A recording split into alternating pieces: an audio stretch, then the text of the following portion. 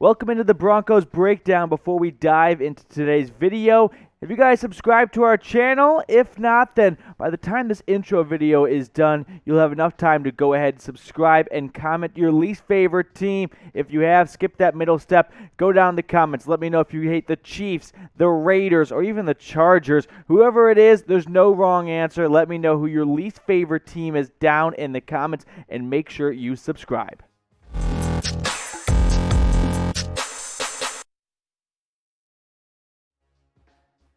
Welcome back to the Broncos Breakdown. I'm Matthew Peterson. Today we're going to outline some potential Josey Jewell replacements. We're going to go through maybe some trade targets, some free agent acquisitions, and then at the end I'll give you my take and my opinion on how likely and how predictable and whether or not this could happen. So let's kick it off with the linebacker depth chart here, because this is a Broncos depth chart that's going to have some reshaping to do. After Jewell goes down, it looks like Bradley Chubb's at least going to miss some time. And with Jewell out, I expect Cooper, who had a healthy dose of snaps in Week 2 against the Jags, to step up and fill that role, or it could be Stranad. Either way, I like both options. Cooper's a little less tested, of course, 7th-round draft pick this past draft class, but he looked great during the preseason. Stranad, you get a little bit more of familiarity with him. Neither one is a bad option, though. I think for a backup spot here, the Broncos are a little fortunate to have some solid depth behind Jewell, and it's not a smack the panic button kind of injury, but it is it's a bit of a blow. All right, he started 16 games last season. That's tough to replace right there. Look at his numbers from a season ago. Finally gets to start 16 games, and he's a 4th-round draft pick that has just worked himself into a starting role, so props to him. Hoping he can have a quick and healthy recovery, and looking forward to seeing him back at Empower Field next season. So here are some potential trade targets if the Broncos choose to go down this route. Picked out 4 names that would just make sense to me. The number one and the biggest name on this list is Jordan Hicks, the veteran from the Cardinals. That would make a lot of sense to me. He requested a trade from Arizona back in May after the Cardinals went out and picked another linebacker with their 1st-round draft pick back-to-back years, and really gave a big sign. This is what your future looks like, Hicks. You've no longer become a starter. You've become a mentor. I think it could be a win-win trade. But look at some other possible targets right there. Walker from Atlanta. That one makes sense to me. He just got pushed out of a starting role once they made that scheme change down in ATL. And then the guy they call Iggy in Chicago. He's been a great special teamers, but the Bears defense behind Roquan Smith and Danny Trevathan inside just haven't offered up much room for anyone else to rise up. Maybe he needs to change of scenery. Could be a win-win for both parties. And then maybe the biggest name, actually, Jalen Smith, the longtime Dallas Cowboy. He just doesn't have much left in the tank, but if you're the Broncos, potentially you see a little bit of juice left you can squeeze out of him and just use it as a half a year, basically 3/4 of a year, trade and sign, trade and play, and then take what you can get out of him. But Jordan Hicks is the guy I think is the most likely candidate of this bunch. He's been bouncing around the NFL for a little bit, started the Eagles, over to Arizona, and last year with the Cardinals, he put up great numbers. But unfortunately for Hicks, he's aging a little bit and approaching that horrible number 30, which all NFL and pro athletes dread at times. So with that being said, he has not done much this year. You look at his stats through 2 games so far for the Cardinals, 10 tackles.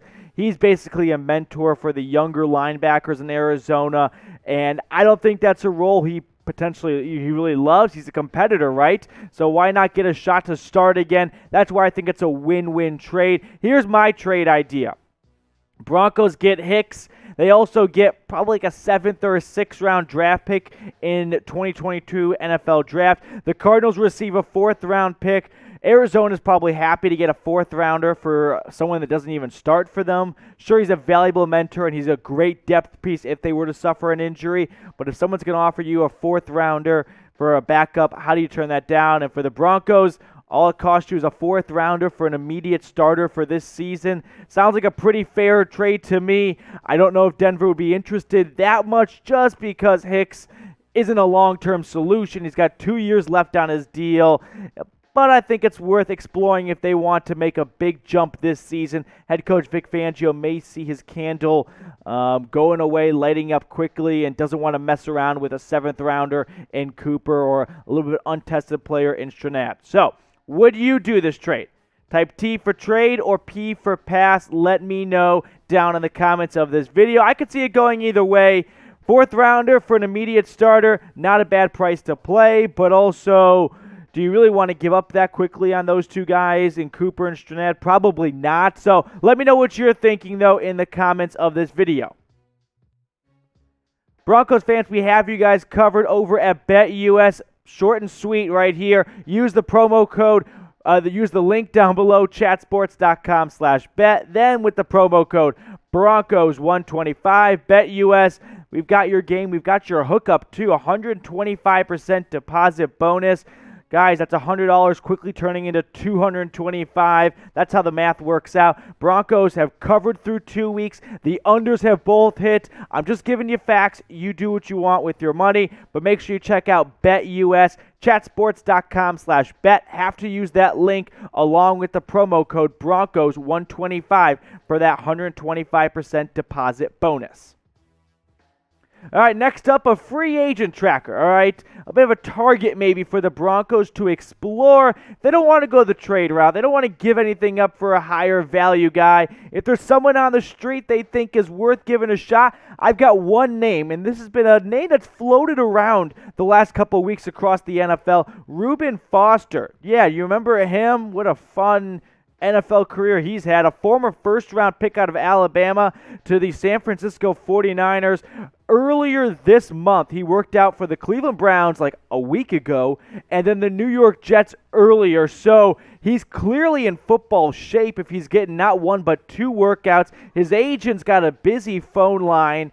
He hasn't played, though, since 2018. He had some legal issues that got him out of San Francisco. He was picked up by Washington right afterwards, and it was bad. First day of practice, tore his ACL, his LCL, everything with an L. It's gone probably at this point, but unfortunately for Foster, injuries did not help him at that stage of his career, so he's a free agent at this time. Here's his numbers through his career, which is not very long, just 2 seasons, but a talented player. Played for 2 years, first-round draft pick, 101 tackles, and he was great in those 2 years with the 49ers when he was able to stay on the field. So, I'm not going to even ask if they should sign him. I just want to know, should the Broncos work out with Foster? Should they bring him in to see where he's at conditioning-wise, strength-wise? Let me know in the comments why for yes and for no. Personally, I don't think there's ever a bad reason to bring someone in for a workout unless it's not even worth your time. And in this case, it is worth your time. You lost a starting linebacker. You got to fill that void somehow, whether it's moving someone up the depth chart or bringing someone in. A spot has to be replaced no matter what. So in my opinion, yeah, I think you should do your homework. At least bring Foster in and see what the Browns and the Jets were even curious about, and then go from there. It's an hour of your life. No biggie. You put him on a flight, bring him into Denver, see what he can do. That's my opinion on that one.